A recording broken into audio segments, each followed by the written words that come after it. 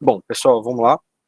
Eu vou começar já e ao longo do início da aula a gente vai recebendo os colegas que estão chegando ainda.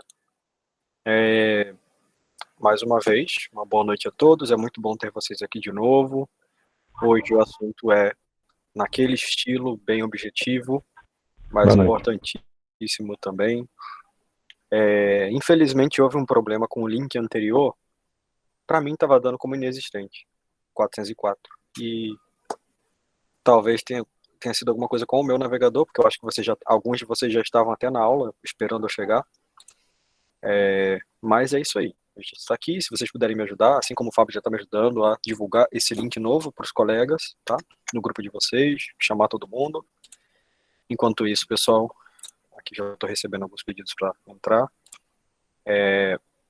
Enquanto isso, eu vou dar o início à aula e eu coloquei para vocês um vídeo na plataforma, aliás, no Google Meet, coloquei um vídeo para vocês muito interessante, demonstrando o uso, né, e o manuseio, na verdade, da bomba de infusão, que na verdade é uma ferramenta que o técnico de emergência de UTI, inclusive na unidade de internação, de vez em quando vão ver, dependendo do hospital, acaba vendo bastante, manuseia muito, mexe bastante. É uma ferramenta de uso diário da equipe de enfermagem, em especial do técnico de enfermagem. Então eu coloquei aquele vídeo lá para vocês. E, inclusive, a bomba de infusão que está sendo apresentada ali no vídeo é uma das bombas de infusão mais utilizadas, que é a Fresenius, inclusive no hospital que eu trabalho, é a bomba padrão. Tá? Então, é, as diferenças entre as bombas, as mais antigas têm uma grande diferença, as bombas de hoje são muito semelhantes, só vai mudar o modelo, mesma aparência, mas a funcionalidade é basicamente a mesma. A gente vai ter uma discussão sobre bombas de infusão. O assunto de hoje é dripping, gotejamento.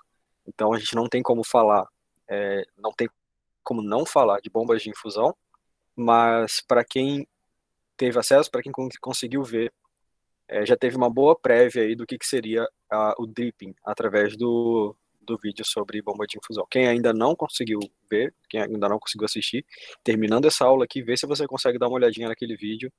É rápido, tá? Mas é bem objetivo também, não é enjoativo assistir ele todo só para ver se não tinha alguma coisa errada ou se ia ficar muito enjoativo. Não, o vídeo é bem objetivo também, muito legal e dá uma noção bem objetiva do que é a bomba de infusão.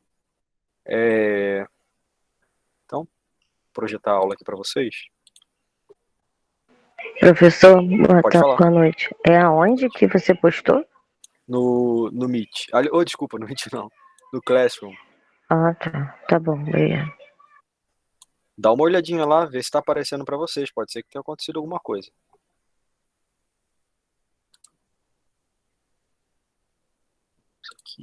Já está sendo gravado, professor. Muito obrigado, viu, Fábio? Nada. Bom, eu coloquei os slides da apresentação da aula de hoje junto da apresentação sobre a CLS, para não afastar muito o conteúdo do outro, porque os dois são um completa o outro. Não faz parte, dripping não faz parte da CLS, mas geralmente ele está presente na continuidade da assistência ao paciente que passou pela CLS, tá? Ou que está durante ali, mas geralmente um paciente crítico, um paciente de recém-parada cardíaca, um paciente que tem um alto risco de parada cardíaca, pode estar fazendo uso de uma ou mais medicações em bomba de infusão, ou seja, uma ou mais medicações em dripping, tá? Antes de falar sobre o dripping, eu vou apresentar para vocês um pouco sobre reposição volêmica, que também é importantíssimo. A gente já chegou a falar um pouco sobre reposição quando a gente conversou sobre sepse. Deixa eu ver aqui. Confirmem para mim, por favor, se a apresentação está aparecendo para vocês e se os slides estão. Sim. Ótimo. Se eu tiver um problema na chamada, né, dificuldade, tá? Então, para fazer reposição volêmica, nada é do que administrar de volta ao paciente. Um certo volume pode ter pedido em algum momento da internação ou antes da internação. E uma vez que um paciente passou por um choque, chegou até o para por causa desse volêmico, vocês devem lembrar que o choque hipovolêmico se dá pela falta de sanguíneo no corpo. Um paciente que teve uma hemorragia, pode ser por uma perfuração por arma de fogo, arma branca, a PAB, PAF, ou alguma hemorragia interna devido a algum acidente, trauma, alguma coisa, o paciente ele pode ter um choque hipovolêmico, muito provável que tenha. E a reposição volêmica é basicamente mandatória nesse caso, tá? Muitos outros casos necessitam de reposição volêmica. Boa parte dos alunos aqui, boa parte de vocês podem, uma vez na vida ou outra, ter feito a reposição volêmica. Quem nunca ouviu falar do sorinho na veia, aí, 500 ml, depois de ter passado vários episódios de êmese em casa, o médico vai e hidrata você de novo com uma bolsa de soro. Isso é reposição, tá? Reposição volêmica. Só que para reposição volêmica, existem algumas variações de soluções que eu posso utilizar. Alguém perguntou a diferença entre os tipos de cristalóides, soro, ringer lactato, ringer simples. Quem foi o aluno da última aula que perguntou? Que eu queria já aproveitar para tirar essas dúvidas aqui. Eu não lembro do nome, eu não estava olhando para a apresentação. Eu acho que é a Viviane. Acho que foi ela que perguntou. Pronto. Viviane, se você estiver ouvindo a gente agora, eu vou responder aquela pergunta que você fez, que eu acho que também ficou uma dúvida na cabeça dos colegas. Então, reposição volêmica, eu faço a reposição com o uso de cristalóides. Para começar, então, o que são os cristalóides? Cristalóide é qualquer solução. Cristalóide é qualquer solução de baixo custo, utilizada na reposição volêmica.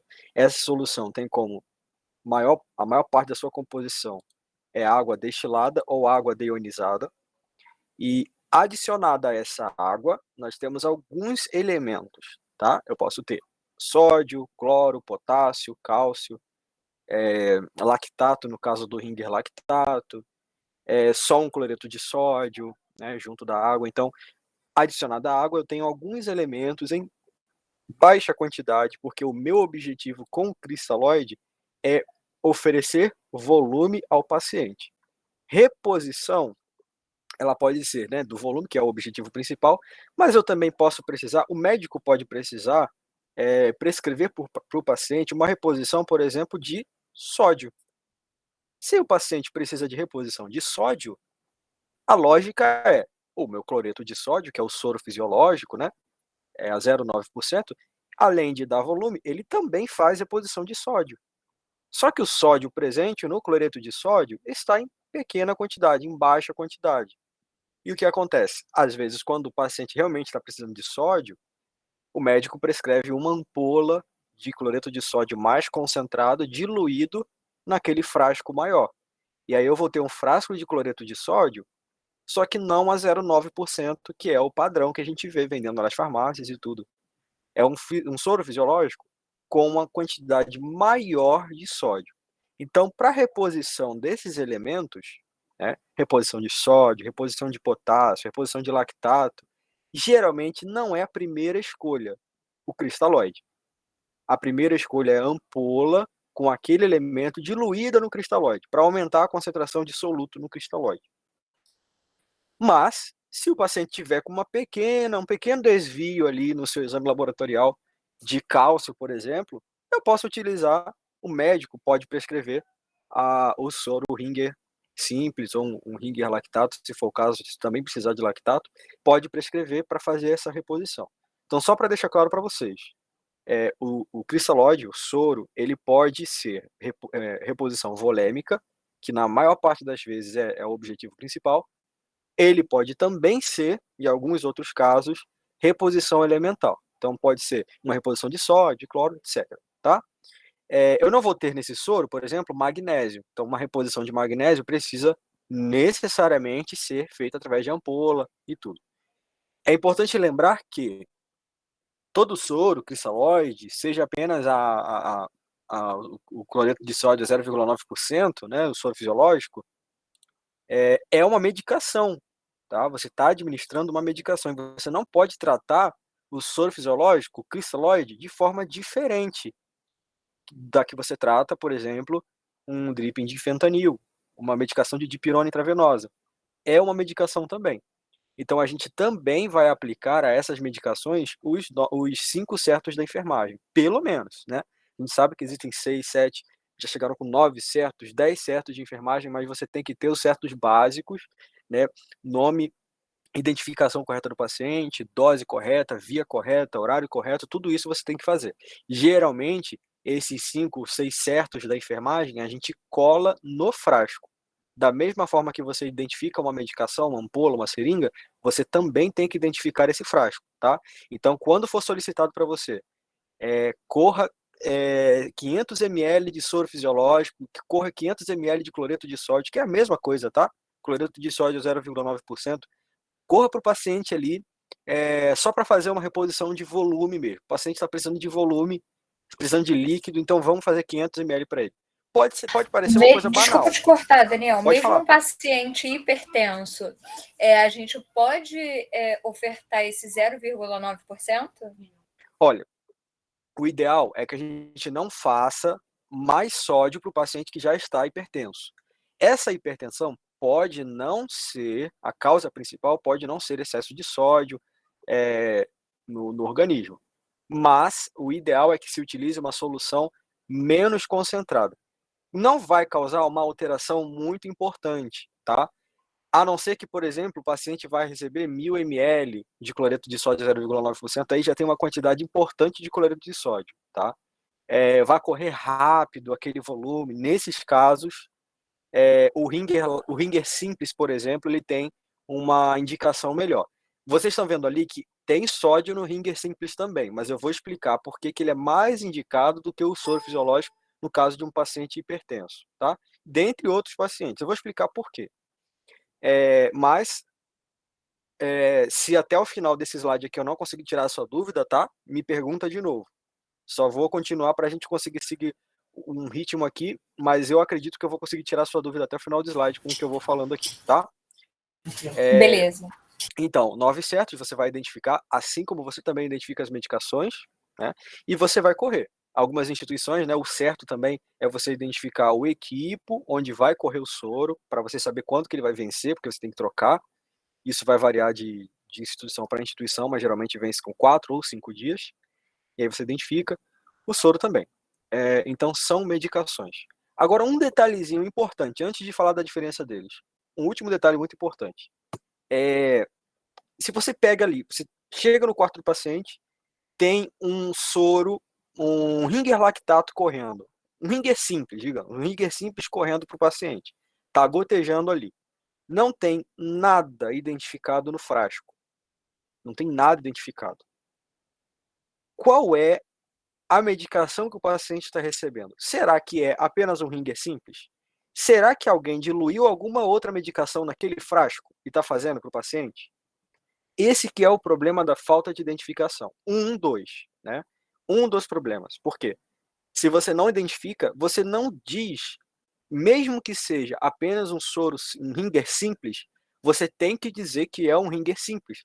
Porque quando você passa o plantão, chega outra pessoa e quer saber, ele não vai ter certeza se está entrando uma outra medicação junto ou se é apenas a medicação ringer simples, tá? Então a gente precisa identificar, mesmo quando é apenas um ringer, ou, por exemplo, eu acabei de encher uma seringa com 10 ml de água destilada só para lavar, fazer um flush na via. Só isso. É só uma seringa com 10 ml. Mas ali, para quem não viu você fazendo aquela aspiração, ele vai ver uma seringa com um líquido transparente dentro. A pessoa que vai olhar, que não viu você fazendo, não sabe o que é aquele líquido e pode ser confundido com zilhões de outras medicações que também são transparentes e também são administradas numa seringa de 10, tá? Então a gente precisa identificar, mesmo que seja apenas uma água, mesmo que seja apenas soro fisiológico, tem que ser identificado. Ainda mais, né, Pior ainda quando você tem uma medicação diluída, que acontece, tá? Geralmente acontece. A medicação já tinha que ser diluída mesmo, coloca dentro do frasco e faz a medicação. Como vocês vão ver, inclusive, aqui nos próximos slides, os drippings são diluídos nos cristalóides, tá? Então, se você tiver lá um frasco de noradrenalina e não tiver identificado, é um frasquinho de soro e não está identificado. Se alguém chegar lá e quiser correr aquilo ali, fazer um bolos, vai matar o paciente, sem saber, porque não estava identificado. É uma coisa muito séria e muito grave. Estou reforçando para vocês porque esse é um trabalho específico de vocês. Será um trabalho específico de vocês. Então tomem muito cuidado com isso, tá? Já é um bizu para a vivência de vocês. Pronto. Ringer lactato. Na verdade, eu vou começar pelo soro fisiológico que está aqui embaixo, tá? Porque é o que a gente mais conhece, mais vê, é o mais frequente. O soro fisiológico, ele foi inventado há muito tempo atrás para realmente repor a quantidade de sangue perdido por soldados na guerra e tudo. E foi inventado e foi utilizado com muito sucesso. A ideia era que o soro fisiológico, o cloreto de sódio a 0,9%, fosse bem similar ao que é o sangue, né? Só que o soro fisiológico, se a gente parar para pensar, é cloreto de sódio. Cloreto de sódio, eu tenho aqui envolvidos 2 átomos nessa molécula. A molécula é cloreto de sódio. O átomo, quais são os átomos que a gente tem aqui? Tem o átomo de cloro e eu tenho o átomo de sódio. São 2 elementos da tabela periódica. Então, eu estou administrando para o paciente cloreto e estou administrando sódio. Hoje em dia, sabe-se que excesso de cloreto de sódio, além de aumentar a pressão arterial sistêmica, também pode causar uma acidose no paciente. Porque o cloro elimina moléculas de base. Então, eu posso causar uma acidose pelo excesso e o uso exagerado de cloreto de sódio, tá? Então ele não tem Você o pode pH. repetir? Pode falar. Você pode repetir o que causa? A acidose? É acidose, porque Isso. tem cetoacidose também. Não, é a não, mesma não. coisa. A cetoacidose é a acidose causada por outra origem, tá? Geralmente porque paciente diabético, por exemplo. Meu tio teve no hospital e veio a óbito porque botaram soro glicosado nele. Então, causado por outro, é um outro motivo, mas também é acidose, tá? O cloreto de sódio, você infundindo cloreto de sódio há muito tempo, isso não é tão simples de acontecer, tá? É uma coisa mais difícil, mas um uso exagerado, imprudente do cloreto de sódio, claro, se a prescrição do médico, pode, em alguns pacientes, ocasionar uma acidose, porque o cloro elimina as bases. Então você tem um equilíbrio de pH. Se você quanto mais baixo o pH, abaixo de 7,5, mais ácido. Quanto mais acima, mais básico. Nenhum dos dois é bom para a gente. Tem que ter um equilíbrio. Inclusive, nosso organismo é levemente ácido. Levemente. Então, se você faz ali muito cloreto de sódio, você vai causar uma acidose ou iniciar uma acidose que pode ser corrigida, tá? Mas esse não é o caso. O cloreto de sódio a 0,9%, soro fisiológico, ele não é exatamente igual à concentração, por exemplo, de sódio do organismo. Se eu tenho, por exemplo, 145 miliequivalentes de sódio no cloreto de sódio, meu organismo naturalmente tem 135. Eu não lembro se são exatamente esses valores, tá? Mas é bem próximo. Bem próximo. 135 miliequivalentes. Então, não é a mesma concentração do sangue. É parecido, mas não é a mesma. Então, não é a solução ideal, mais fidedigna à concentração, ao pH e à concentração de cloro e sódio do sangue. Tá? Hoje a gente sabe disso. Mas não é uma alteração muito grande que você vai dizer, o médico pediu para eu fazer cloreto de sódio, mas eu não vou querer aceitar não, porque isso aí vai me dar problema, não. Cloreto de sódio é amplamente utilizado em muitos hospitais e a gente não tem uma frequência tão grande de intercorrências causadas por ele, tá? Mas vamos lá para o Ringer Simples. O Ringer Simples é uma solução que me traz ali vários elementos junto do soro. Eu continuo tendo a água, né, que é a maior parte, é o solvente da solução, E aí não se esqueçam do conceito solvente e soluto. Solvente é o meio em que o soluto está diluído, tá? Vamos lá, peraí. Pense aí num copo de leite como solvente e o Nescau como soluto, tá? Pensou? Então, é dessa forma. Eu tenho o solvente, que é a água, e o meu soluto vai ser sódio, cloro, potássio, cálcio e água destilada. Legal. Aí, o sódio no Ringer simples, ele tem a concentração ideal, que é mais semelhante à concentração de sódio do meu organismo. Então, se eu fizer Ringer simples, eu estou administrando ao paciente um volume a mais, porém com a mesma quantidade de sódio. Eu não estou alterando a concentração máxima de sódio no sangue. Então, eu não tenho riscos elevados de causar uma hipertensão por causa do sódio. Tá? Já é diferente do que a gente encontra no soro fisiológico. Eu também vou ter cloro, mas eu vou ter potássio, cálcio, vou ter potássio e cálcio no Ringer simples. Por que a gente não vê, então, já que ele é mais parecido com o sangue, por que a gente não vê todos os pacientes utilizando o Ringer simples, ao invés do soro fisiológico? Porque nem sempre é desejável fazer uma administração de potássio e de cálcio para aquele paciente. Nem todo paciente está precisando de potássio e cálcio, ou de sódio, de cloreto, que seja. Então, já são elementos que, quando a gente mexe na concentração, o risco de causar alguma alteração é maior, diferente do sódio e do cloro, tá? Então, potássio e cálcio, nem sempre eu quero administrar para o paciente, mas, em boa parte das vezes, não vai ter problema nenhum. Inclusive, na sepse, é muito utilizado o Ringer simples como um repositor, como volume para o paciente. Tá? Lembra que a gente falou que tem o pacote da primeira hora? Naquele pacote da primeira hora, eu tenho ali incluso a reposição volêmica, a infusão volêmica. Não é porque o paciente perdeu o líquido, não. É porque ele precisa de volume para o coração continuar batendo normalmente. Porque o coração já vai ter um débito alterado por causa da sepse, e aí o médico também vai entrar com a droga vasoativa para fazer a contratilidade aumentar e o ritmo ficar normal. Tá? Então é isso. Ringer simples, então, ele tem todos esses elementos aí na quantidade mais ideal, mais parecida com o sangue. Mas nem sempre a gente vai querer o potássio e o cálcio do Ringer simples. Mesma coisa é com o Ringer lactato. O Ringer lactato, se não fosse por causa do lactato presente no soro, seria a mesma coisa que o Ringer simples. É só uma adição de lactato que entra na mesma história. Nem sempre eu vou precisar fazer um lactato para o paciente. Isso aí vai ser definido conforme os exames laboratoriais forem chegando, tá? Alguém tem alguma dúvida? Pode falar. Professor, o que é ringue lactato? Então, o Ringer lactato, o Ringer simples e o soro fisiológico, esses três, são cristalóides, são soros, tá? Para que eles servem? Para fazer reposição volêmica, para fazer volume para o paciente.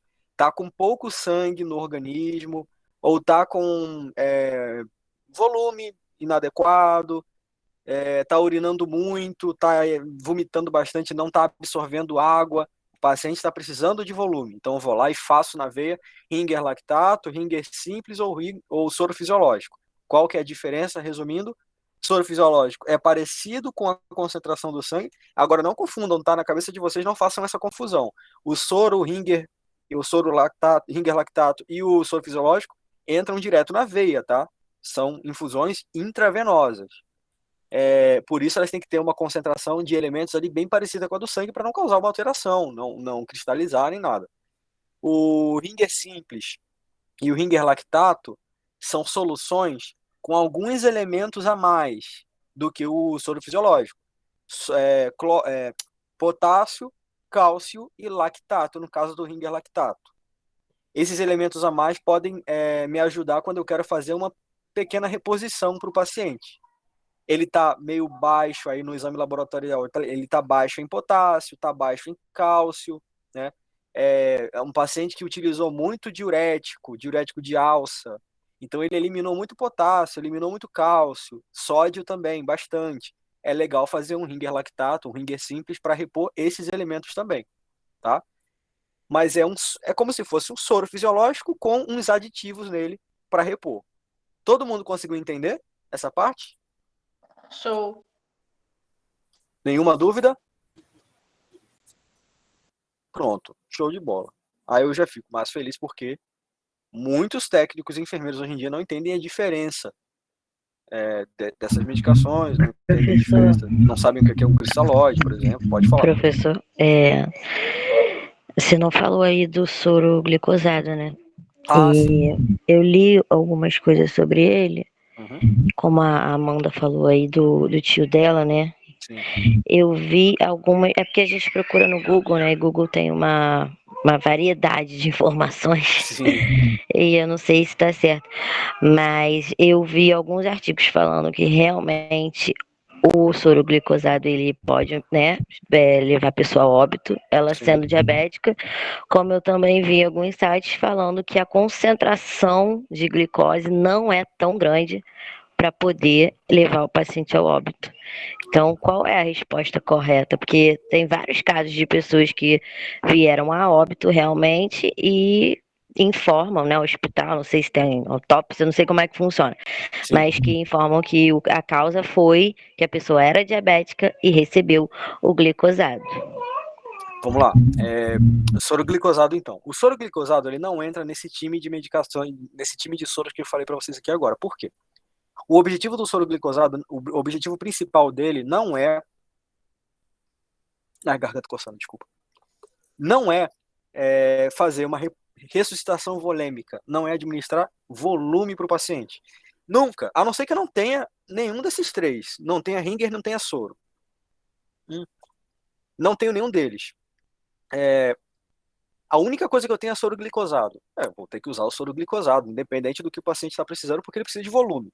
Mas quando eu tenho todos os recursos, eu nunca vou utilizar o soro glicosado como principal fonte de reposição volêmica. O soro glicosado, ele é outra medicação que tem, obviamente, glicose diluída na solução. E essa glicose, ela é interessante quando o paciente tem aí uma necessidade maior de reposição de glicose. Paciente que fica sem se alimentar por muito tempo, por exemplo, está desnutrido, ou para diluir algumas medicações também é interessante, ele existe para isso, quando o paciente precisa de glicose, tá? O paciente diabético que está precisando de glicose também vai receber glicose, da mesma forma.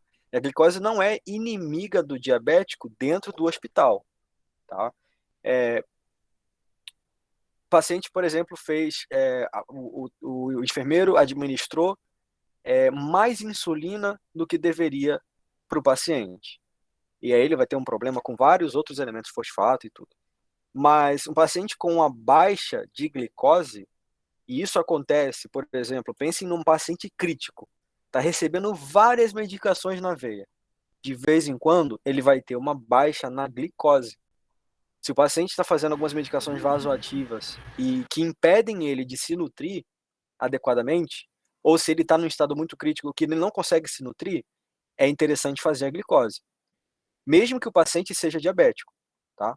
E aí o médico vai fazer o cálculo adequado para administrar a glicose e, em alguns casos, junto com a glicose, ele também vai administrar logo a insulina.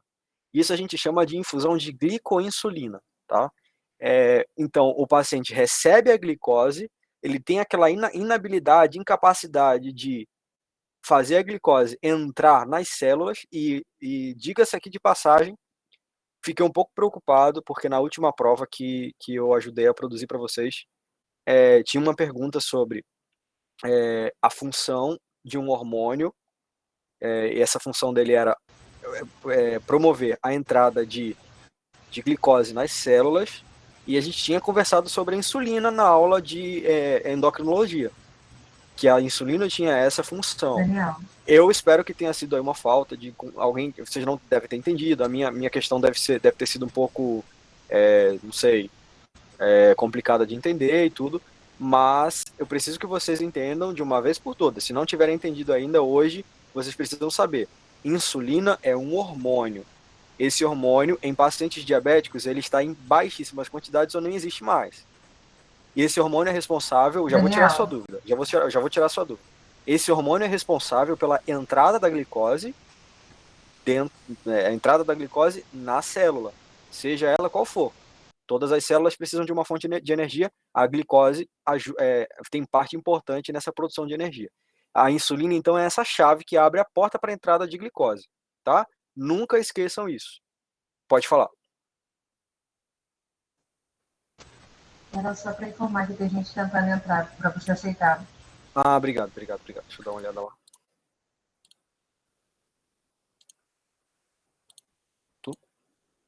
Voltando, então, o soro glicosado, ele não vai ser administrado para fazer essa reposição volêmica, e sim quando o paciente precisa de glicose, tá? E aí ele vai precisar de glicose por uma série de determinadas variantes aí, que vai fazer o paciente precisar de glicose. Sim, eu entendi, mas o que eu quis saber mesmo é se o paciente não informa, ou ele não sabe, ou o técnico não pergunta, e aí administra o glicosado. Se a concentração de glicose é suficiente para matar o paciente, entendeu? Veja, por exemplo, um paciente que tem diabetes, a diabetes dele é controlada até certo ponto, mas aí ele come uma sobremesa e não toma sua insulina, ele pode morrer. A mesma coisa é com soro glicosado. Tem quantidade suficiente para matar? Com certeza. Inclusive, solução glicosada, não importa a concentração. Solução glicosada é sempre medicação de alta vigilância. É uma medicação que obrigatoriamente precisa de dupla checagem, enfermeiro técnico, tá? Porque toda vez que a gente vai fazer, precisa se ter certeza se o paciente é diabético ou não, se ele tem a indicação ou não, fazendo porque barulho pode muito levar a chato no seu óbito, som. ele pode levar a óbito, sim, tá? É uma medicação importante, potente. Se o paciente tem diabetes, toda aquela glicose que você fez intravenosa, se você correu 500 ml, que é o frasco, já era, tá? Se o paciente não tiver uma assistência rápida ali com insulina, com a diluição, com mais volume, só que agora o soro fisiológico ou Ringer, para diluir toda aquela glicose, fazer fazer diurético, o que quer que seja, para modificar esse quadro dele. Se não tiver, ele pode vir a óbito, sim, bem rápido, por cetoacidose metabólica, tá bom? E entre outros. Entendi. Mas ele é considerado cristalóide? Ele tem cristais também ou não? Então, ele não é considerado cristalóide para esse contexto que a gente está conversando agora.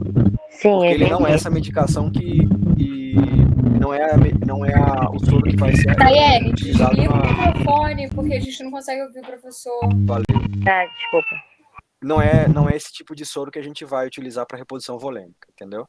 Depois, se vocês quiserem dar uma olhadinha melhor em quais são todos os cristalóides e tudo, vocês vão entender bem. Tá bom, obrigada. Tá? Nada. Vamos lá, então. Só um último detalhezinho antes da gente sair dessa sessão da aula. Quando o médico pede correr rápido e quando o médico pede correr nas 24, vocês saberiam fazer essas duas? Por exemplo, eu quero correr soro fisiológico, 500 ml. Quando eu quero correr rápido e quando eu quero correr nas 24 horas. Vocês saberiam fazer essas duas formas de administração do soro? Qual a diferença entre elas? Uma você vai correr em pouco tempo, outra em 24 horas. Mas como que você faria para administrar? A bomba infusora entraria nesse caso? Boa, a bomba infusora ou um equipo controlador de fluxo. Eu vou explicar o que é. Mas sim, a bomba infusora já entra aí nesse caso também. E aí? E para correr rápido, como é que a gente faria? Iria fazer o cálculo para correr no tempo que estaria prescrito pelo médico. Exatamente. Para administrar, eu faria gravitacional, tá? A gente tem vários tipos de equipos, tem a bomba de infusão, mas para um soro fisiológico, por exemplo, eu não preciso tirar uma bomba de infusão só para ele. Eu posso utilizar, inclusive o equipo que vai na bomba de infusão também é caro.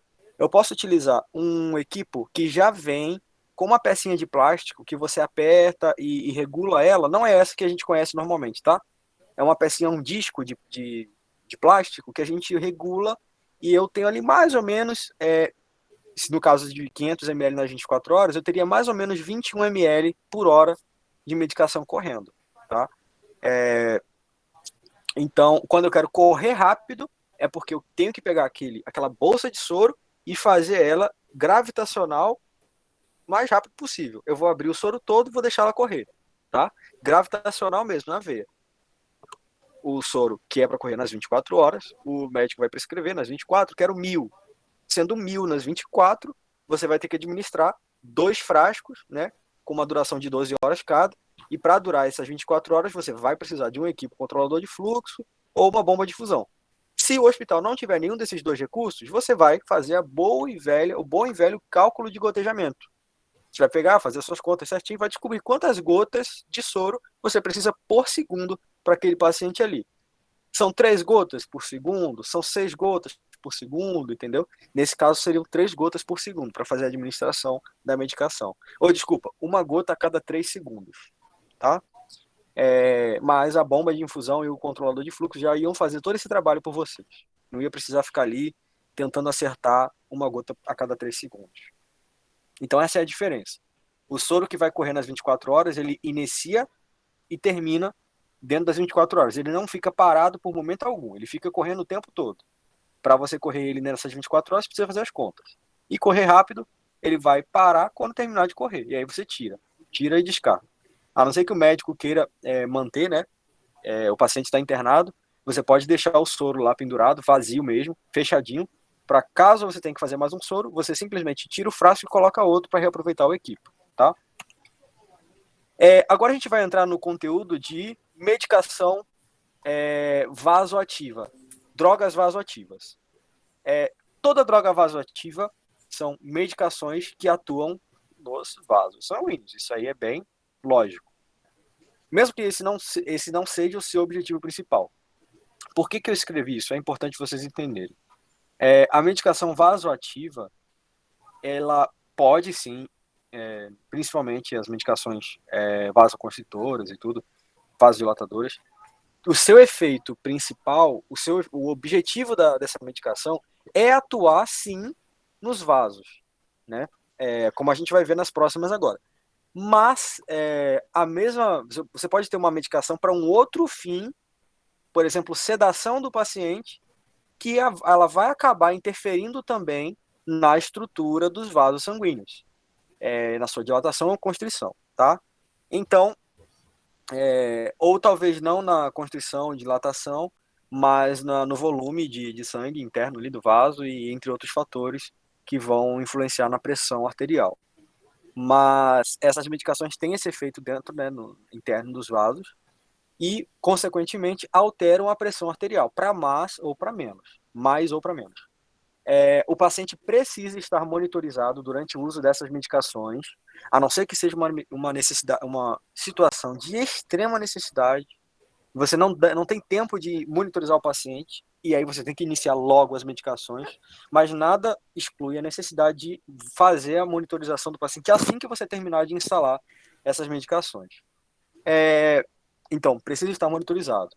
Porque, como eu falei para vocês, essas medicações alteram a pressão arterial e, grande maioria, altera muito e altera rápido a pressão arterial, tá? Vocês vão entender. Via de administração. Daniel, tem mais gente querendo entrar. Ah, valeu.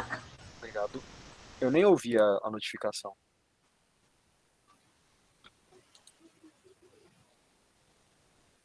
Beleza. Então, a via de administração dessas medicações é via endovenosa profunda, sempre que possível. É a prioridade máxima, tá? Por quê? A gente já chegou a conversar sobre isso. Porque são medicações vesicantes. Elas são citotóxicas para a membrana, para o lúmen do vaso sanguíneo, tá? Então, por exemplo, em um vaso sanguíneo menos calibroso, com uma parede mais fina, você pode causar uma destruição suficiente para ter um extravasamento da medicação naquele tecido. Então, se a medicação rompe o vaso sanguíneo, extravasa para o meio do intertício, você vai ter ali uma destruição tecidual, necrose, né? Então, é comum ver em pacientes que recebem essas medicações por via periférica, né, uso indiscriminado, imprudência, essas medicações acabam entrando por via periférica, é comum você ver aí nas próximas 24, 48 horas a formação de necrose mesmo, lesão tecidual no membro do paciente, dependendo da medicação. Tem medicações que vão fazer isso, causar isso a longo prazo.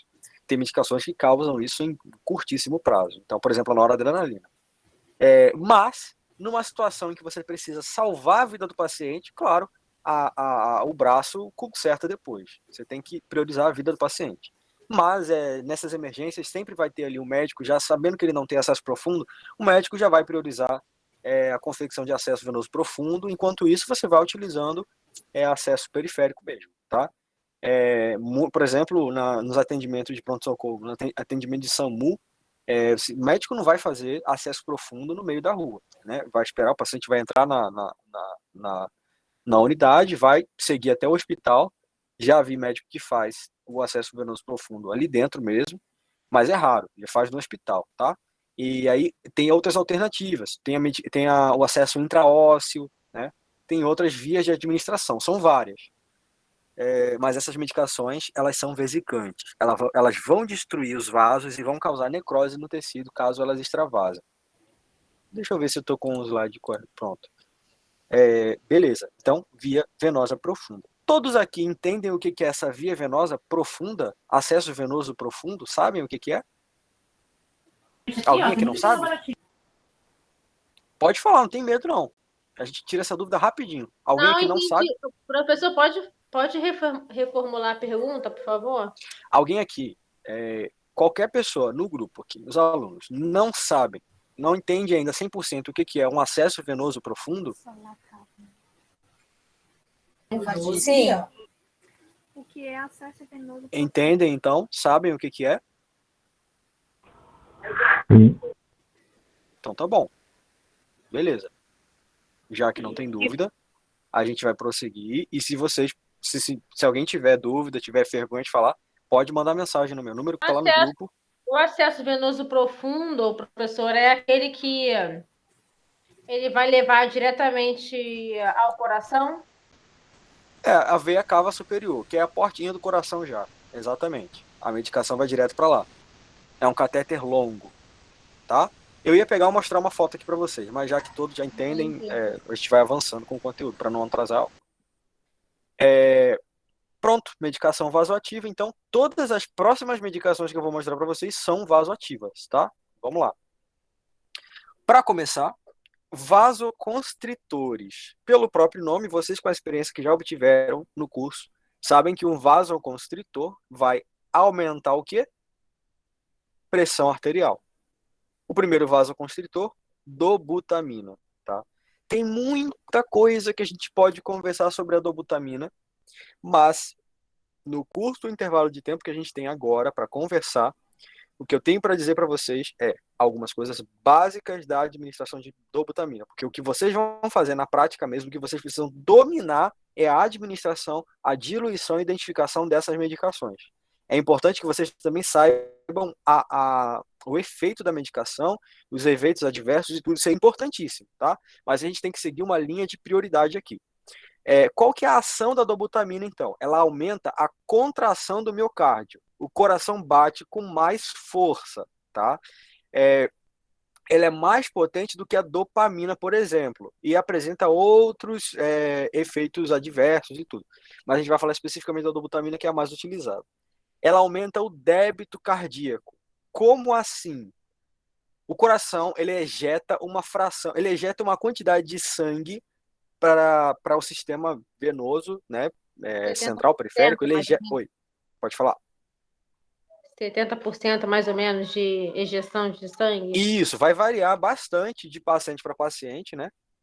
Idade também, de peso, varia bastante.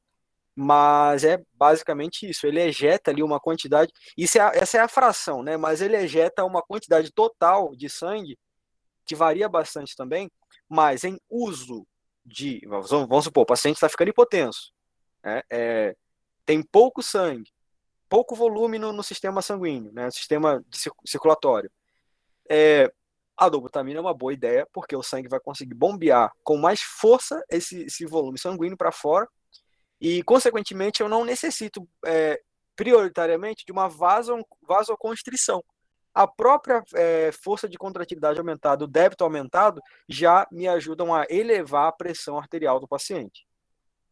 Então, aumenta o débito cardíaco, ele é um vasopressor. Vasoconstritor, vasopressor, a mesma coisa, tá? É uma medicação com uma boa potência, mas não é igual, por exemplo, à da noradrenalina, que a gente vai ver em seguida, tá? A indicação, falência miocárdica, quando o meu problema de hipotensão, meu choque é cardiogênico, a dobutamina é uma boa indicação, tá? E é uma medicação que tem um efeito inotrópico. O efeito inotrópico é o que a gente já conversou, né? De débito cardíaco. Aumenta o débito cardíaco. Quais são os efeitos adversos? Por ser um inotrópico, ele pode causar, e basicamente quase todas as vezes causa taquicardia, né? E arritmia, na verdade. É uma arritmia que pode ser algum tipo de taquicardia. Causa hipertensão, que é o efeito principal dele, mas se for utilizado indiscriminadamente pode causar hipertensão além do que você deseja. Cefaleia, flebite. Por que flebite? Porque é um tipo de medicação que tem que ser feita em via central. Se for feita em via periférica, como eu falei para vocês, vai causar destruição tecidual e dispneia também. Dificuldade de respirar. Quais são os cuidados? Exclusivamente IV profundo. É o cuidado principal. Tá? É uma medicação potente, então você tem que tomar cuidado com a quantidade de ampolas que você vai utilizar. Tem instituições que, agora a gente vai falar sobre a farmácia. Às vezes a farmácia já te entrega, o farmacêutico vai lá, o técnico da farmácia, ele vai te entregar a quantidade de ampola suficiente para fazer um dripping. E a gente vai ver isso logo em seguida. Vai te entregar a quantidade de ampola para fazer um dripping. E você vai só conferir, né? Mas, às vezes, o técnico ali da farmácia, ele vai te entregar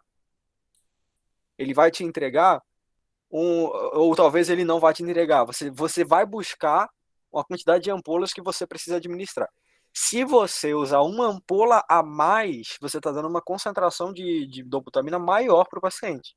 Isso vai causar um efeito mais forte. Se você der uma medicação a mais, e o paciente já estiver debilitado, for um paciente neonato, por exemplo, ou idoso, essa ampola a mais pode fazer toda a diferença entre a vida e a morte, tá? Para fechar, então, o dripping, tá? Dripping. Vamos falar sobre dripping. E eu vou dissecar o que é o dripping agora, mas nas próximas indicações eu vou só citar para a gente não se atrasar.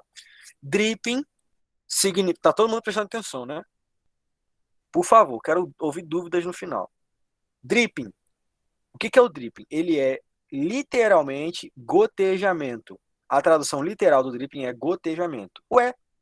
Mas você já faz gotejamento de soro, de ringer, de antibiótico. Por que eu não chamo de dripping aqueles lá? Porque o dripping, pra gente, por mais que tenha esse significado literal, é uma palavra que a gente usa para designar medicações que precisam ser diluídas e administradas com um controle muito rigoroso. Aquele controle que eu não consigo fazer só no olhômetro ali, olhando o equipo, abrindo e fechando para ver as gotinhas que vão cair, contar certinho.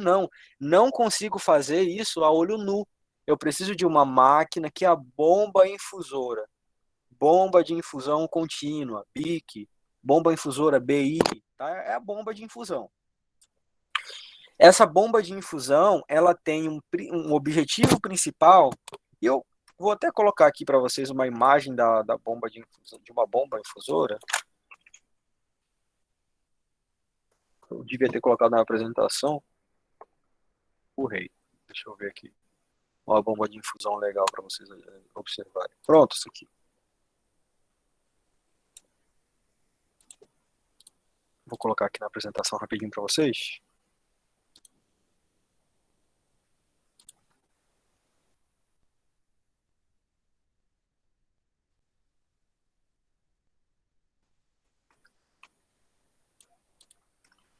Vocês estão conseguindo ver a imagem que eu coloquei na tela agora?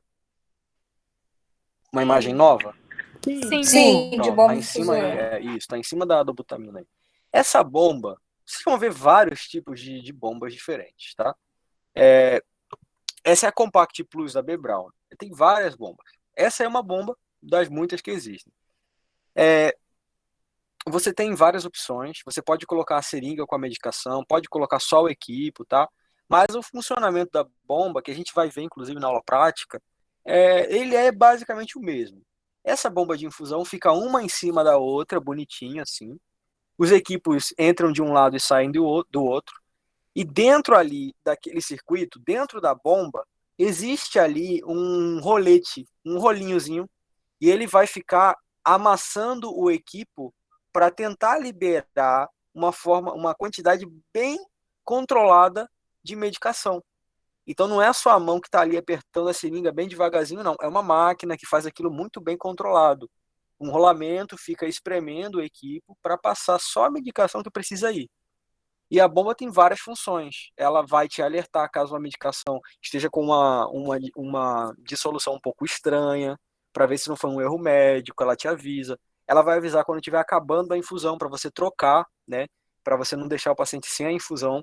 Por exemplo, se ele estiver fazendo infusão de noradrenalina, se acabar, meu amigo, eu vou falar para vocês o que acontece se acabar. A gente consegue controlar também o gotejamento pela bomba difusora? Com certeza, essa é uma das funções principais. Você vai conseguir controlar quanto tempo você quer de infusão, qual é a vazão que você quer, quantos ml por hora você quer, seja ml, seja micrograma, seja miligrama, gotas, você consegue colocar isso aí tudo por hora, quantos você quer. Você consegue colocar o volume total da medicação que você quer correr. Por exemplo, a máquina já tem lá a informação de que você quer correr durante 24 horas, e aí você coloca que você quer correr 500 ml de medicação. A máquina automaticamente vai te dar quantos ml por hora, que é a vazão que você vai receber. Ela te faz o cálculo automaticamente para você e já inicia a infusão, tá? Então é uma máquina muito interessante que revolucionou e continua revolucionando com as inovações a área da saúde. Hoje eu estou fazendo o teste de uma máquina parecida, bem parecida com essa, que é da B. Braun também. A gente consegue controlar ela toda por computador. Eu consigo pedir todas as alterações de volume, de vazão e tudo pelo computador, e eu só preciso ir lá na bomba para confirmar. Eu aperto um botão e ela faz a infusão. Prestem bem atenção na telinha da máquina, dá uma olhada aí bem na telinha dela. Lá no finalzinho da tela está escrito, ó, na primeira, dobutamina, que está em inglês, né? Mas dobutamina. Na segunda está escrito heparina, 5.000 unidades. Na última lá está escrito furosemida, tá vendo? E na ultimazinha, lá embaixo, que não dá nem para ver direito, parece rocurônio, tá? Então você tem ali o nome da medicação, você tem a cor da tarja, né, da medicação, para você ver que são coisas diferentes. Então são sistemas inteligentes, bem inteligentes, tá? Outra coisa, já pensou que se você estivesse fazendo o negócio aí com a mão mesmo, e o paciente tiver que ser transportado, você ia ter que parar a infusão. Dependendo da medicação, o paciente vai a óbito se parar a infusão. Noradrenalina, por exemplo, ele vai a óbito.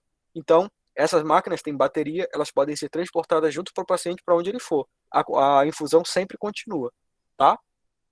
Alguma dúvida em relação à bomba de infusão? É a realidade de hospital público? Olha, eu fiz um estágio supervisionado agora, recentemente, recebi um pessoal da NIC lá no Miguel Couto.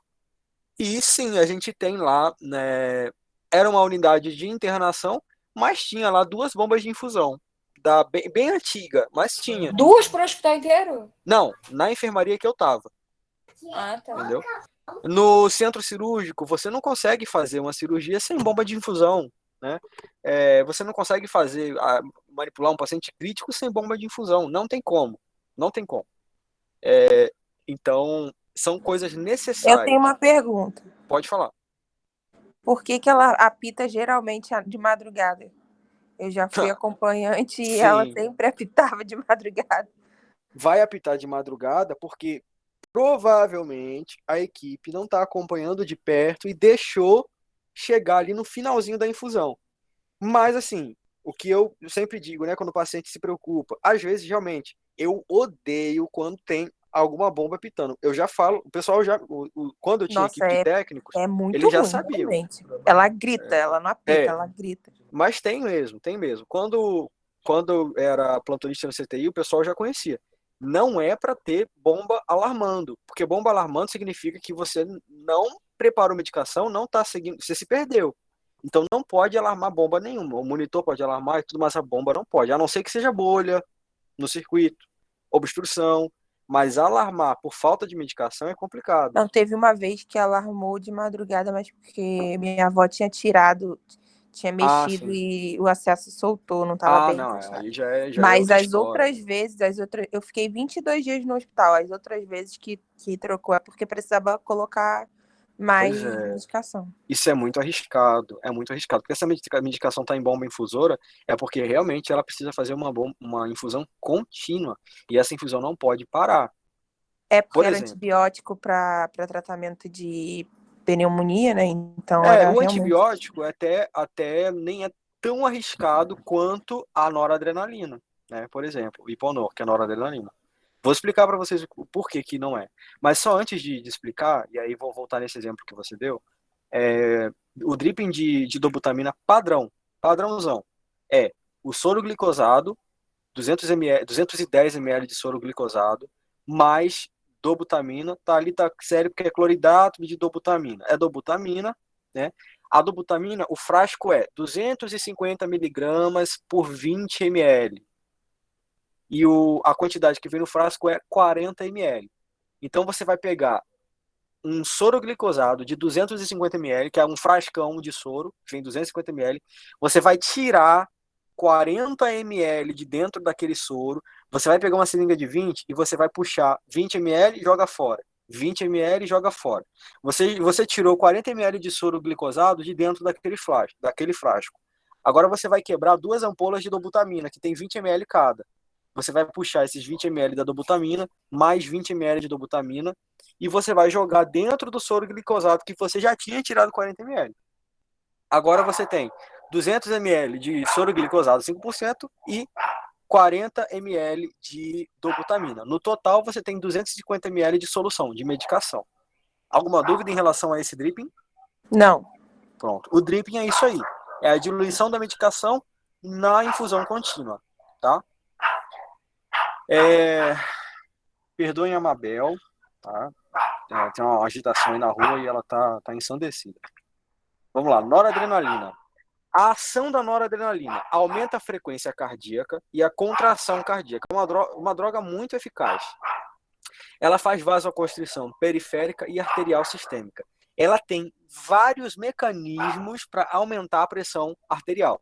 Vários. E a frequência também. Indicação: choque séptico, cardiogênico, IAM, né, por IAM, choque hipovolêmico, coração está fraco, está sem volume, noradrenalina.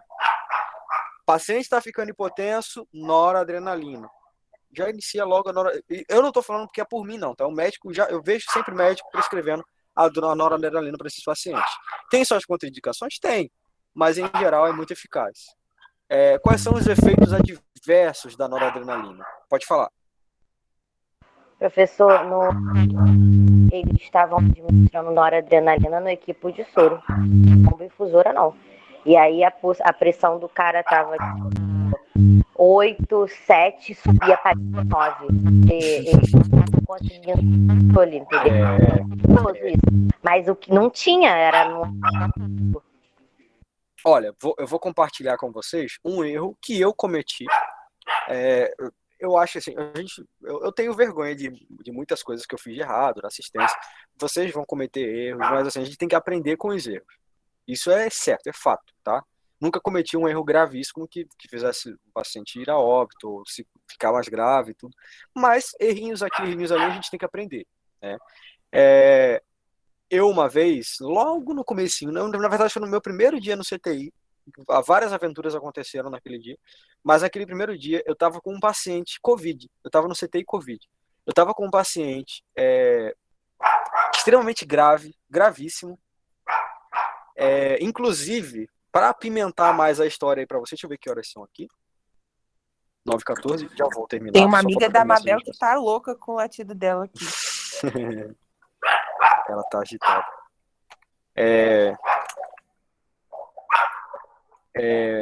Então, minutos antes desse paciente ficar grave, que ele foi entubado, né? Minutos antes, ele tinha me chamado no quarto e com toda a dificuldade de respirar do mundo, ele implorou para mim que eu ajudasse ele a falar com a família. E ele falou assim, ó, fulana não vai querer falar comigo, mas eu preciso pedir perdão para ela. A gente precisa conversar. Eu preciso pedir perdão porque eu sinto que tá chegando a minha hora. Eu te dou R$1.000, eu te dou R$2.000. Chega uma hora que eu tava explicando para ele, mas senhor, eu não posso trazer seus parentes aqui, a gente vai conversar e tudo. Mas ele falou, olha, eu te dou tudo que eu tenho, eu assino, eu só quero conversar com eles.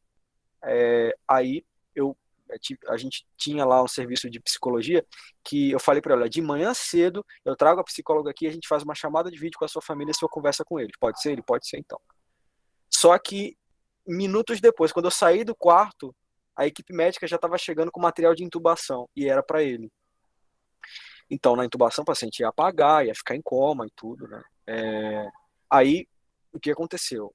Eu entrei no quarto para ajudar na intubação. Os médicos começaram a conversar com ele. Ele não tinha me visto ainda. Eu fiquei com vergonha de aparecer. Eu não queria nem aparecer na frente dele. Eu fiquei aqui no canto para ele não me ver. Os médicos conversando com ele, explicando o que era necessário. E ele aceitou, porque não tinha outra opção. Ele estava desaturando muito já, precisava da ventilação mecânica. Os médicos foram bem claros com ele, explicaram tudo. E aí foi. Aí começaram a administrar a medicação, acho que era Propofol. Em questão de segundos, o paciente apaga, né, literalmente apaga, o pulmão dele para, e o pulmão parado, você precisa intubar o mais rápido possível.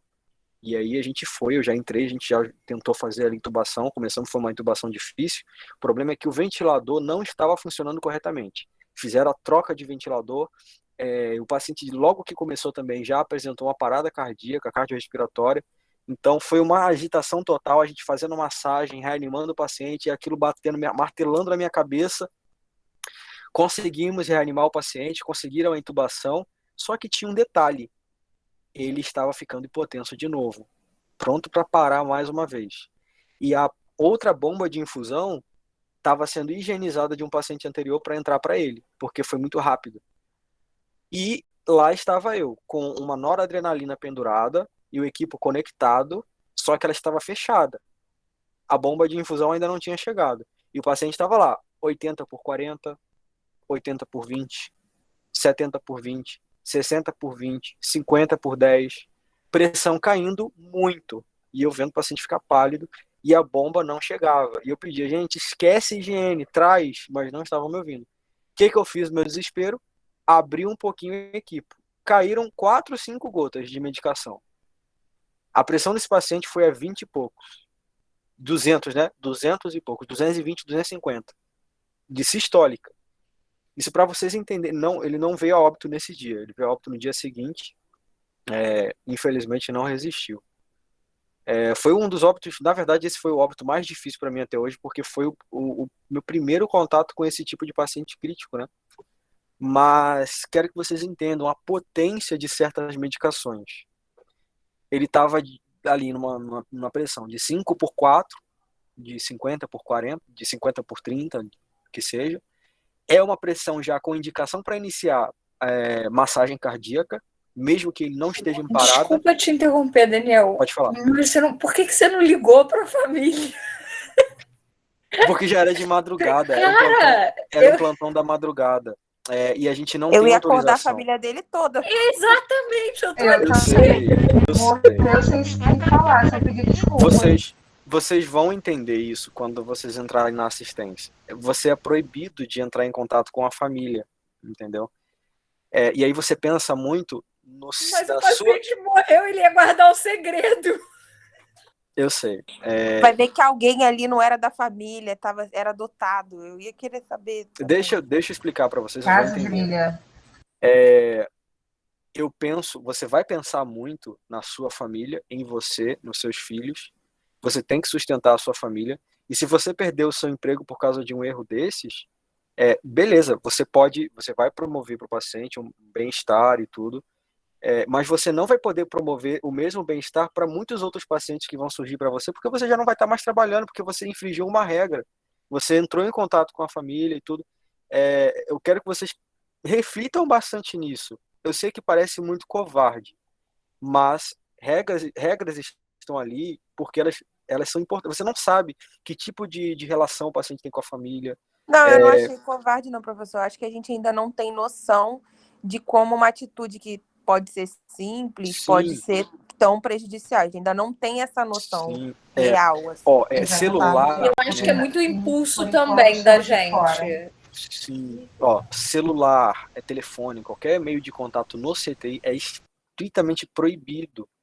Então tem seus motivos. A alternativa que eu encontrei foi chamar a psicóloga para a gente conseguir fazer uma chamada de vídeo ali com a família, com supervisão e tudo. Mas infelizmente eu estava começando, eu estava com medo de fazer coisas erradas. Vocês vão saber o que é isso. E não obstante, por que essa foi uma das situações mais complicadas para mim e é a situação mais complicada para mim até hoje? Por causa disso, né? Tudo isso que vocês estão falando, eu também pensei na hora, entendeu? O arrependimento de não ter ligado, de não ter falado com a família ali imediatamente, isso aí tudo bateu também. Foi um erro? Isso é discutível, de ter ou não falado com a família. Mas o foco aqui era só para explicar para vocês a potência da noradrenalina, tá? A noradrenalina faz essa bradicardia reflexa, hipoperfusão renal, então tem vários detalhezinhos que, por ser uma medicação muito potente, vai gerar uma série de complicações ao paciente.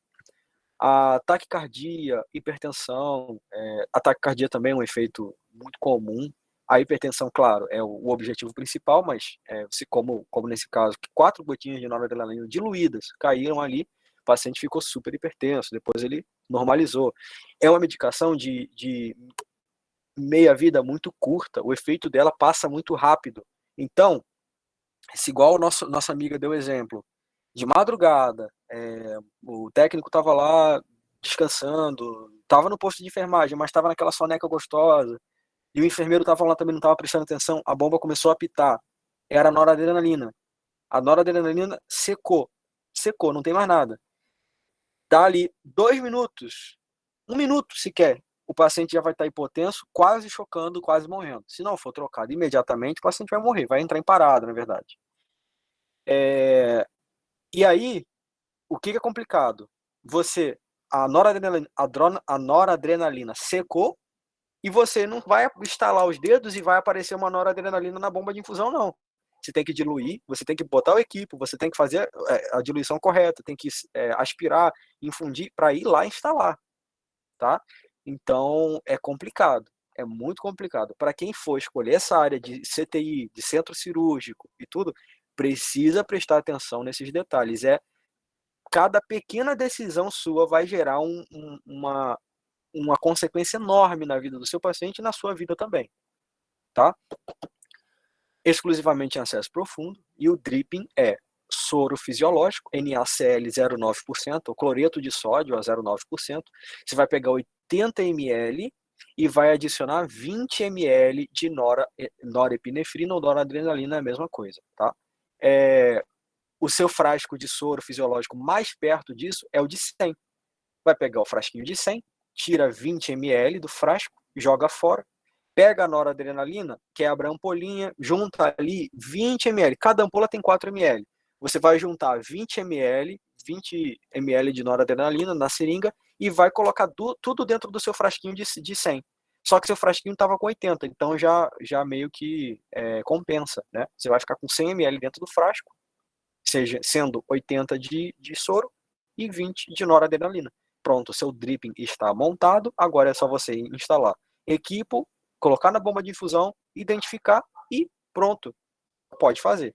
Tem um detalhe importante que eu quero que vocês anotem que não está aqui no slide, que é via exclusiva. A via de administração da noradrenalina é exclusiva, nada mais pode entrar junto com a nora, tá? Por quê? Vamos supor, você está fazendo nora a 5 ml hora. 5 ml hora, bem devagarzinho. Só corre 5 ml em 1 hora. A nora está correndo ali tão devagar que você nem consegue ver ela correndo. Aí vai alguém lá e a via não está identificada, não está isolada, pega aquela via ali e vou fazer aqui 10 ml de dipirona. Os 10 ml de dipirona que ele está fazendo vai empurrar toda a medicação que está no equipo, provavelmente causando uma hipertensão Vai capaz de interferir na parar o paciente. medicação. É importante que ele deveria estar inserindo.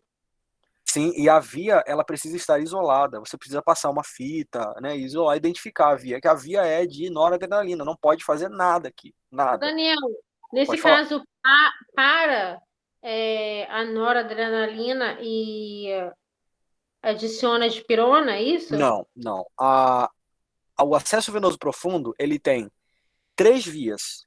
É um catéter com 3 vias dentro dele. São 3 túneis separados, tá? Então, você vai utilizar uma via só para noradrenalina, outra via para sedativos e outra via para antibiótico, analgésico, entre eles a dipirona. Você não mistura eles, entendeu? O catéter é o mesmo, mas dentro desse catéter tem a divisão, tem as divisões. Então, são como se fossem 3 catéteres em um só. As medicações nunca se misturam. Então, eu nunca empurro uma medicação com outra quando eu faço em vias separadas. Entendeu? Entendi. Então, noradrenalina sempre isolada, tá? Dobutamina também, sempre isolada. Pode falar. Você tá falando pra gente fazer como? Botar um esparadrapo mesmo escrito lá? Depende do que for na sua instituição o padrão. Você pode colocar um esparadrapo logo na conexão ali da via, fecha aquilo ali com o esparadrapo e deixa, né? Coloca uma fita vermelha, pinta, não sei, depende da instituição, vai ter alguma coisa, mas tem que estar identificado. Agora um detalhe importante, você parou de fazer noradrenalina, o paciente não precisa mais de noradrenalina, ficou bem. Geralmente o pessoal deixa lá conectado, porque ele pode precisar e você já pode fazer rapidinho uma noradrenalina. Mas não precisa mais, já está há 2 dias que ele não precisa, aí você vai tirar a noradrenalina dali para você poder usar outras medicações. Você pode. Mas qual a outra medicação além da nora que é exclusiva? Eu vou falar, mas deixa eu só terminar esse raciocínio aqui, eu vou falar uma série de medicações para vocês. Vocês vão perceber que para você usar aquela via que você estava usando a noradrenalina, você não vai usar mais nora, tá? Para usar aquela via ali, o que você vai ter que fazer? Pega uma seringa vazia, aspira, vai vir o sangue. Aspira 20 ml, pelo menos, de sangue. E então aquele sangue ali, ele vai tirar toda a noradrenalina para fora. Vai sair tudo na sua seringa. Então você vai puxando até encher 20 ml de seringa, de sangue, joga fora, e ali agora você pode fazer a sua medicação que você não vai empurrar a noradrenalina. Claro, em outro equipo. Tá? Não é o mesmo equipo, você joga fora todo o circuito da nora. Entenderam isso aí? Esse detalhe importante? Sim. Pronto. Medicações muito potentes, como a vasopressina, noradrenalina e dobutamina, são feitas em via isolada, tá? A noradrenalina só pode ser feita junto com a vasopressina. As duas são medicações para o mesmo objetivo. Então, elas podem ser feitas juntas se a vazão for parecida. Mas, para via de regra, esquece isso que eu falei. Via exclusiva. Vocês quase nunca vão ver pacientes assim com o uso de várias medicações vasoativas. Usa uma via exclusiva, tá? Vasopressina, dobutamina e noradrenalina. Medicações vasoconstritoras, tá bom? Sedativos também. Não é indicado o uso dos sedativos junto com o antibiótico, por exemplo. O que você faz? Você usa uma via para noradrenalina, outra via para sedativos. Se você fizer empurrar qualquer medicação ali, você também vai estar fazendo um bolus de sedativo. Alguém ainda não sabe o que é um bolus? Não?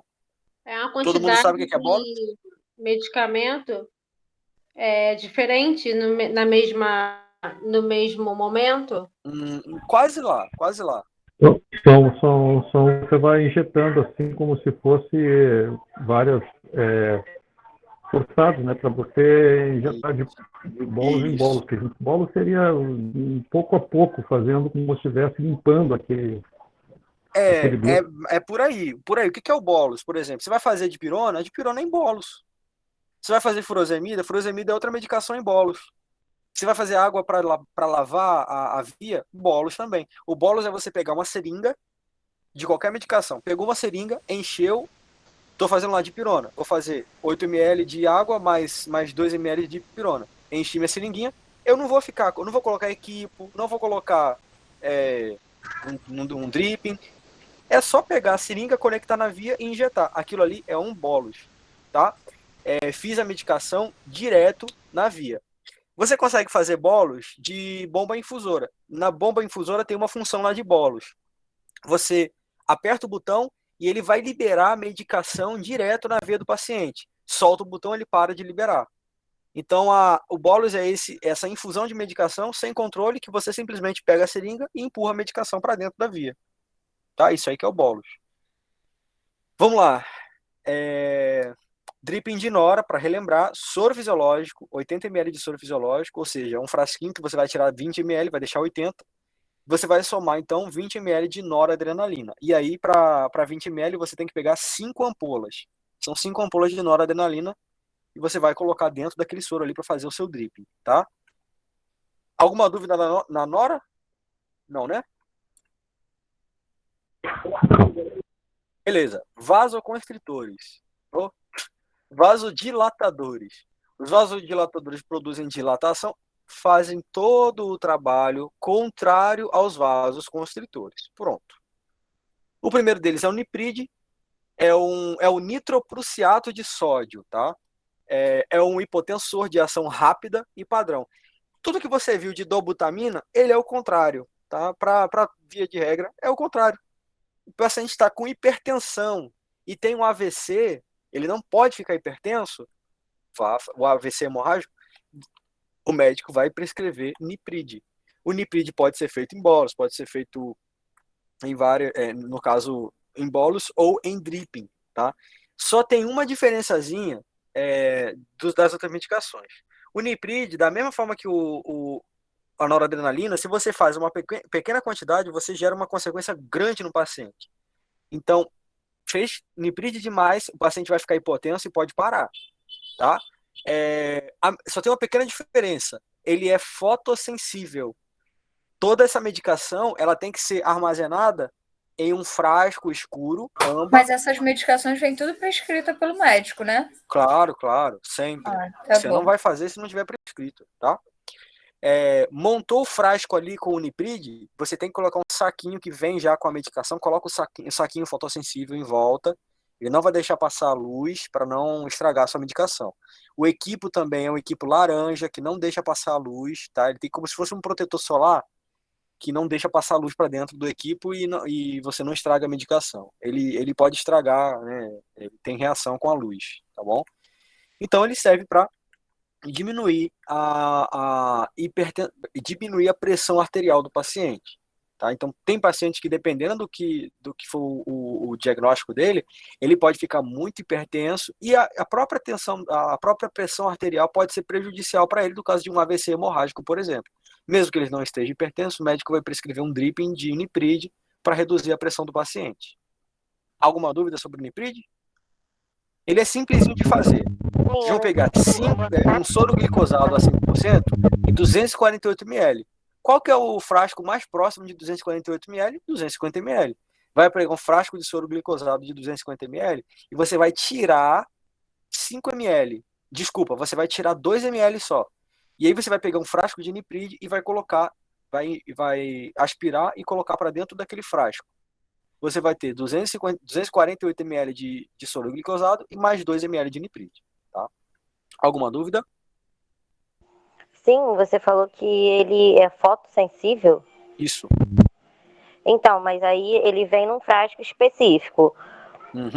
Só que se a gente for fazer em bolos na seringa, a seringa ela não é específica, né? Não, mas aí ele não vai ficar... Ele não vai ficar infundindo, é rápido. Né? Então a gente pode puxar na seringa, aí vai fazer no equipo específico dele. Não, porque ele não vai ficar em infusão contínua. É rápido, ele vai correr logo para a veia. Então você não precisa usar em bolo, não precisa ser assim, entendeu? A situação de bolos dele é rara, tá? É muito rara. Você quase nunca vai fazer um nipride em bolos. Mas eu já vi fazer em uma emergência de hipertensão, tá? Para reverter uma hipertensão. Mas é raríssimo você fazer nipride em bolos. Ele é medicação como a noradrenalina. tem que ser feita sempre em controle de bomba de infusão. Só em situações de muita emergência que o médico vai pedir para você fazer em bola. Mas aí, sempre que você tiver infusão contínua, bomba de infusão e tudo, tem que ser com o equipo fotossensível e saquinho protetor fotossensível também, que não deixa passar a luz, entendeu? Professor, essas diluições, ela vem prescrita? Ou a Olha, instituição? vai variar muito de instituição para instituição, mas o certo, o ideal, né, o básico, é você ter isso aqui mesmo, bem prescrito, bonitinho, e o ideal era até com a vazão já prescrita, tá? Todas as informações prescritas certinho. 5 ampolas de medicação, mais um cloreto de sódio, um frasco de não sei o quê, infundir em via intravenosa para o paciente tal, por tanto tempo, na vazão tal. Vem tudo prescrito bonitinho, tá? Se não tiver assim, o médico vai prescrever pelo menos, dripping padrão de niprid. E a quantidade que ele vai querer de niprid, tá? Pelo menos. Mas aí a instituição já deve ter lá na parede como que é o dripping padrão de niprid. O médico só prescreve que ele quer o dripping padrão. Tá bom? Show. Tridil, nitroglicerina, outra medicação vasodilatadora, né? Faz o relaxamento vascular, fazendo com que a pressão arterial periférica, principalmente, reduza, né? A pressão arterial sistêmica, reduz o consumo de oxigênio pelo miocárdio, é muito utilizado para síndrome coronariana aguda, ICC, insuficiência cardíaca, né? Também utilizar equipo de baixa absorção. E aí, como o equipo fotossensível já é de baixa absorção, muitas vezes é utilizado, a nitroglicerina é utilizada em equipo fotossensível, mesmo que não seja, ela é utilizada nesse equipo porque o equipo em si ele não reage com a medicação. Algumas medicações, como a amiodarona, por exemplo, elas vão reagir com o equipo, então a gente já utiliza o equipo fotossensível que ele tem baixa reatividade com essas medicações. E aí, cuidados básicos, o dripping do Tridil é soro glicosado 5%, você vai tirar 5 ml de um frasco de 250 e vai colocar 5 ml de Tridil, uma ampola, tá? Esse é o dripping padrão, bem parecido com o de nitroprussiato de sódio, niprid, tá? Niprid e Tridil, vasodilatadores, causam a hipotensão, fazem o paciente passar de um paciente hipertenso para o paciente normotenso. Sedativos agora para encerrar, obviamente, fazem a depressão do sistema nervoso central. Eles podem ser usados para induzir uma anestesia ou para fazer a manutenção da sedação. O primeiro deles que a gente usa muito é o midazolam. Usamos muito midazolam e fentanil. Isso aqui é um casal perfeito, tá? Usamos muito. O midazolam, que é o dormonide, a ação dele é anestésica e sedativa. A indicação para sedação, combate crise convulsiva também. Ele é contraindicado para o paciente que já está hipotenso, que ele causa hipotensão. Lembra que eu falei que o objetivo principal dessa medicação não é causar hipotensão, mas ela causa. Nesse caso é isso aí. Frequência de DPOC e insuficiência renal e hepática, tá? Efeitos adversos faz a depressão respiratória e a hipotensão. Midazolam suficiente faz o pulmão parar, parada respiratória, tá? E, consecutivamente, parada cardíaca se não for manejado. Professor, nesse caso entra com oxigênio, um catéter tipo óculos? Não, o pulmão parou, não tem. Você pode colocar a bala de O2 ligada na boca do paciente, não vai adiantar de nada, de nada. Ele não vai absorver. O que a gente tem que fazer nesse momento é intubar. A gente não, né? O médico tem que intubar o paciente o mais rápido possível, tá? Se a parada respiratória for induzida por medicação, existem os antídotos que a gente pode fazer para ver se o pulmão vai voltar a funcionar. Né? Por exemplo, a succinilcolina. Eu tenho um antídoto dela que vai fazer o pulmão voltar a funcionar. Mas nem sempre, né? Às vezes passa muito tempo. Então, o médico viu que não vai conseguir entubar, já faz a medicação antídoto logo para retirar a succinilcolina ou o que quer que seja, o curônio, e para ver, né? Para voltar a respirar normalmente, tá? Mas pulmão parou. Uma forma de ajudar na respiração é usar a BVM, que é o ambu, né? Ambusar o paciente. Não vai ser eficaz com uma intubação. O paciente não vai ter como ficar no ambu direto, não. A gente ambusa, mas vai precisar da intubação. Ou vai precisar que o pulmão dele volte a funcionar se for induzida por medicação, tá? A gente ambusa para manter, para ele não ficar com uma acidose muito grande, mas ele vai precisar, com certeza, da intubação. Não tem jeito, tá? Parou, a parada respiratória vai precisar. Dripping de midazolam ou dormonide, tá? É a mesma coisa, é o nome comercial, vai ser o soro glicosado a 5%. Tá vendo que a gente usa o soro glicosado para várias medicações? Soro glicosado a 5%, 120 ml. Aí você vai tirar 30 ml de um frasco de 150, vai tirar 30 ml, e aí você vai colocar 30 ml de midazolam.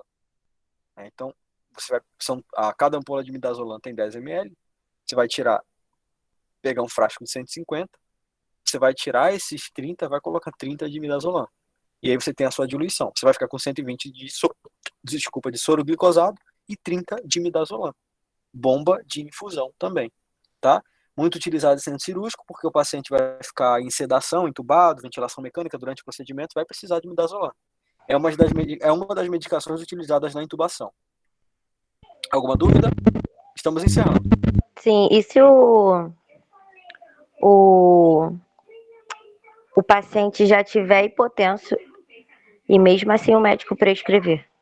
Aí ele entra com um vasoconstritor, um vasopressor, pode ser a noradrenalina, por exemplo, para Mas ele contrapor. entra com esse e entra com o outro. Ele não tem que substituir esse por um que não cause a hipotensão. Não, geralmente não. Geralmente não. Ele tem bloqueadores, por exemplo, como tracúrio e rocurônio. E aí ele pode utilizar, que inclusive, eles vão fazer o paciente relaxar totalmente, a musculatura toda vai parar, né? Mas ele pode, é uma medicação que o efeito dela passa rápido. Se não der certo, o paciente volta a ventilar. Mas o paciente, por exemplo, se tiver que usar mesmo o midazolam, e nem todas as instituições vão ter rocurônio, principalmente no Covid, que faltou bastante, ou atracúrio, não tem, usa o midazolam, mas se o paciente ficar hipotenso, vai ficar hipotenso, então geralmente ele já entra com noradrenalina também, tá bom? Entendi. Próximo então, fentanil, citrato de fentanila, né, o nome comercial Fentanest, muitos outros nomes aí que ele vai ter, mas o fentanil é a droga do momento, tá, hoje no mundo. O fentanil ele é um analgésico, opioide, muito parecido com a morfina, tá? Então ele serve sim para passar a dor crônica, muito utilizado em dor crônica. Ele pode ser utilizado em via subcutânea, via intramuscular. É uma medicação para dor, né? Mas ele também é muito utilizado para fazer a sedação dos pacientes. E aí a administração endovenosa, né? É um analgésico opioide que se caracteriza pela seguinte propriedade: rápida ação, curta duração e elevada potência. Efeitos adversos, depressão respiratória. O sistema respiratório do paciente vai parar, né?